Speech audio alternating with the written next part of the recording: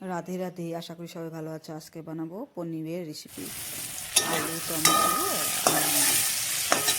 মটর, গাজর এটা কেটে নিয়েছি, ভালো করে ভেজে নিব। এখন মশলা রেডি, পনিরও রেডি, ছোটো ছোটো করে কেটে নিয়েছি।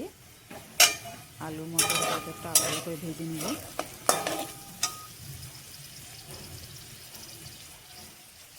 সাথে নুন হলুদ দিব। নুন হলুদ দিয়ে ভালো করে ভেজে নিব। পেস্টের জন্য জিরা, ধনিয়া, টমেটো, মগজ, এলাচ আর কাঁচা লঙ্কা গরমভাবে পিষে নিয়েছি।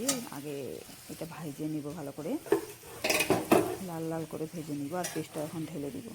জিরা, ধনিয়া, টমেটো, মগজ, কাঁচা এলাচ আর কাঁচা লঙ্কা একসাথে পিষে নিয়েছি। গাজর আর মশলার সাথে ভালো করে ভেজে নিব।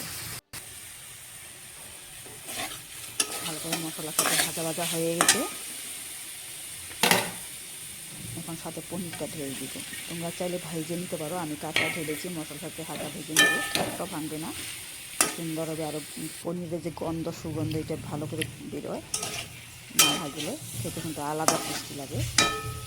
ভেজেও নিতে পারো, কোনো অসুবিধা নেই। সাথে একটু দুধ দিব, সাথে একটু জল মিক্স করে দুধ দিয়ে ঢেলে দিব। এই দুধ দিয়ে বানালে একটা প্রসাদের মতন পনিরের রেসিপি খেতে লাগে। কালারটা খুব একটা সুন্দর আসে না, মানে দুধ দেওয়াতে একটু কালারটা একটু সাদো সাদো ভাব আসে, কিন্তু খেতে অসাধারণ লাগে। এভাবে বানিয়ে খেয়ে দেখতে পারো বন্ধুরা।